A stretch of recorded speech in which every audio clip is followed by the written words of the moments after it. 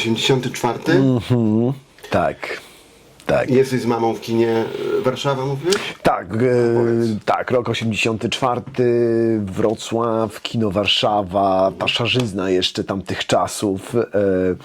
Ja jako bardzo młody człowiek jeszcze idę z mamą do kina na film Niespodziankę tak naprawdę, bo trudno... Nie wiedziałeś do końca. Wiesz co, wiesz, jakby to... No mając tam... Chodziłeś czasami, wiesz, pod kina i oglądać te fotosy, to co będą, wiesz co, będą grali? Fotosy pamiętam na pewno, bo to było coś też niezwykle kolorowego i wciągającego. Natomiast, wiesz, 8-9 lat facet, kurczę, to jeszcze nie do końca jakby jest w tym klimacie, zwłaszcza, że ja jeszcze wtedy historii nie miałem nawet. Ale pamiętam film, pamiętam letnią aurę w ogóle i to wyjście z kina i te dreszcze, ta gęsia skórka i w ogóle to takie wybitne poczucie uczestniczenia w czymś niezwykłym. I seans się w momencie, kiedy kończy, ty wciąż tam jesteś w kinie. I powiem szczerze, że tak potężne wrażenie na mnie zrobił ten film wtedy, że dążę do dzisiaj do podobnych odczuć i wrażeń po filmie, ale chyba suma tych wszystkich elementów, które zagrały niesamowicie właśnie wtedy, jako w dziecku, to było nie do powtórzenia, bo liczyłem teraz nawet, jak byłem na tej najnowszej części, myślałem, że swoich synów też ich jakoś to zainspiruje bardziej, ale to jednak nie ten film, to jednak nie ten czas, tak. a jednak tam to naprawdę niebywale zagrało i nigdy później niestety już tych dreszczy, tej gęsiej skórki, tych emocji nie zaznałem. Natomiast być może ewidentnie ja nie uważam, bo to rzeczywiście wielu podobnym nam ludzi z pasjami historycznymi, archeologicznymi, to była wielka inspiracja. Ja nie wiem, czy do końca to była taka straszna inspiracja, ale faktem jest, że tam za rok, dwa się pojawiła historia w szkole i to zaczęła być już moja ewidentnie pasja, więc być może tak.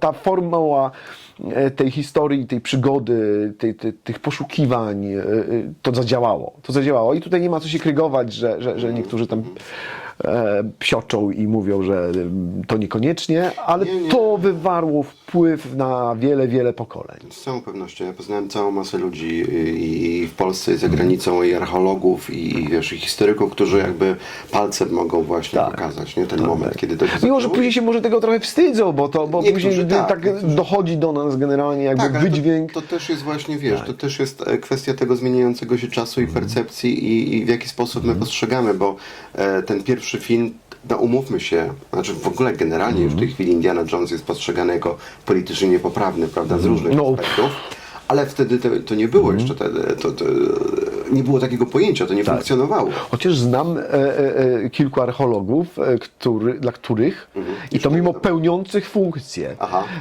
i to takie powiedzmy wyższe trochę w hierarchii, gdzie są zafascynowani wciąż, jakby być może młodzieńczo, jakby Indianą Jonesem i nie ukrywają jakby swoich inspiracji, ale pewnie do pewnego momentu.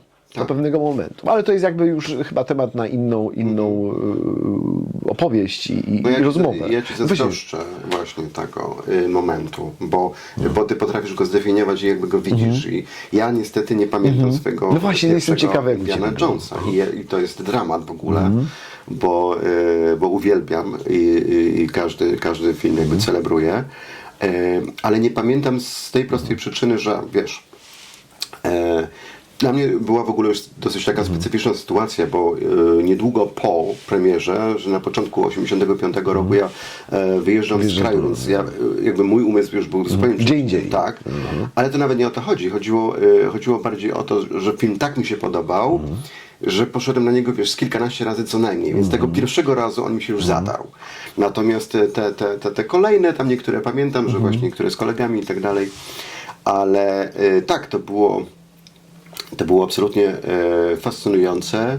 Sposób, w jaki to zostało pokazane i zagrane, fenomenalnie przecież.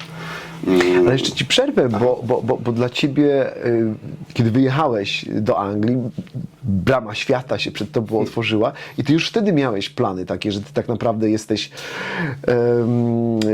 pewien przystanek taki, wiesz, pewna odskocznia, trampolina nie do tego, żeby tam jechać do Nowego Jorku czy gdzieś, Bo umówmy się, w Indiana Jones...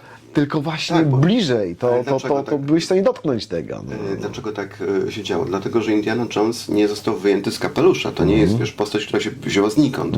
To jest jakby amalgamat, konglomerat różnego rodzaju poszukiwaczy skarbów, eksploratorów, podróżników, którymi no, przynajmniej w moim wypadku tak było, tu karmiłem zdążyłeś się po się, prostu, wiesz, tak. w całe dzieciństwo, tak? Od tam Szlimana, po innych tam właśnie postacie takie.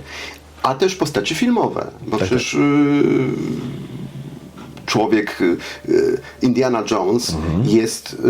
Też jest inspirowany jakąś też jest postacią, inspirowany tak, to nie jest ilomaś ktoś, tam, nie? kogo wymyślono. Tam jest nawet taka konkretna sytuacja przecież, gdzie bodajże 1954, no 50 lata w każdym razie, Charlton Heston Tak. gra postać Skarbników. skarbników, prawda? Taki już mocno trącący myszką film, ale jest tam ten przystojny mężczyzna, poszukiwacz skarbów, taki wiesz, macho, nie? I oczywiście mamy Amerykę Południową, mamy kapelusz, mamy kurtkę lotniczą, taką charakterystyczną. Także ta postać, ona ewidentnie tutaj jakby inspiruje Tak. Lucasa i Spielberga. To nie był to patent jakby zupełnie oryginalny, nowy i bez jakichś tam, wiesz, tak. Dlatego ja jakby ta fascynacja natychmiast kliknęła, ponieważ to były dokładnie rzeczy, o których ja sobie myślałem, że tak powinno to w ogóle wyglądać, tak?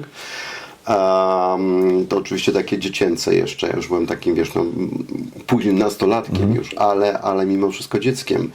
I tak sobie to właśnie wyobraziłem i tu nagle te fantastyczne przygody, które przeżywa Indiana Jones, a wiesz, a ta eksploracja gdzieś tam całe to, w zasadzie można powiedzieć całe dzieciństwo, bo ja dostałem od wujka wykrywacz metali, który zrobił tam samodzielnie na podstawie jakiegoś schematu. Takie czasopismo było, pamiętasz? Młody Technik. Tak. Tam w którymś numerze była schemat cały. Tak. I wiesz, to było bardzo takie proste, siermiężne urządzenie, które może tam gwoździa gdzieś tam potrafiło znaleźć w ścianie, ale Gdańsk pełen różnego rodzaju legend o wiesz, zamurowanych depozytach, skrytkach. Nawet w mieszkaniu mojego brata była skrytka zamurowana, co prawda pusta, ale była jednak, coś tam było. I jakby człowiek wyrastał w tym. I tu nagle masz, wiesz, masz ten aspekt jeszcze międzynarodowy do tego. Nie? I sobie, Świat pełen tajemnic. To jest to, tak, dokładnie. No to też mieliśmy, no tutaj nie zapominajmy o tej naszej inspiracji, bo to już chyba od najmłodszych lat byliśmy karmieni, co najmniej od lat 70. w naszej takiej przestrzeni pamięci jest przecież, jest Pan Samochodzik, czy w wydaniu powieściowym, literackim, czy w postaci filmu, serialu. Ten motyw zagraniczny. I templariusze oczywiście. Tak. I to też taki był wielki świat i jakby to się gdzieś skupiało Nawet u jeżeli nas. coś jest, wiesz, to tak jak przypominasz Pan Samochodzik Templariuszy, to tam się przecież nawet pojawiły skarby na Karaibach, prawda? Tak, w tym momencie. jest Więc wiesz, to wątek. wszystko jakby Jest zaczyna wątek. tam, aha, dobra, to trzeba poczytać o tym teraz, Tak, albo coś tam. Tam wszędzie były jakieś takie ścieżki. drogowskaz, mogłeś, inspiracja. podążyć. Tak. To było fajne bardzo.